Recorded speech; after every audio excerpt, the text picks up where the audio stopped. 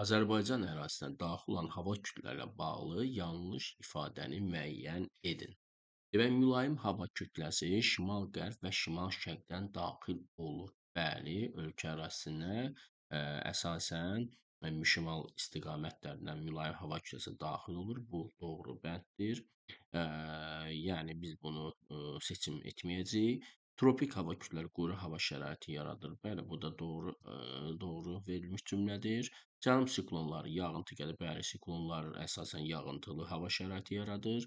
Mərkəzi Asiyadan gələn hava kütləsi Xəzər dənizi üzərindən keçərək bol yağıntı gətirir. Mərkəzi Asiyadan gələn eee, yüksək təzyiq sahəsi yaradan bu hava kütləsi yayda isti, quru hava, qışda da yenə soyuq gətirir və dediyimiz kimi quru olması ilə seçilir. Demək ki, burada bol yağıntı yanlış cümlə olacaq.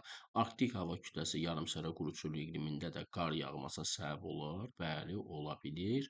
Bu da doğrudur. Demək, bizim burada yanlış saydığımız və bizə doğru sayılan cümlə Mərkəzi Asiyadan gələn hava kütləsi Xəzər dənizi üzərindən keçərək bol yağıntı gətirməsidir və bu yanlış olan cavab oldu. Doğru bəndimiz isə bu bənd sayılır.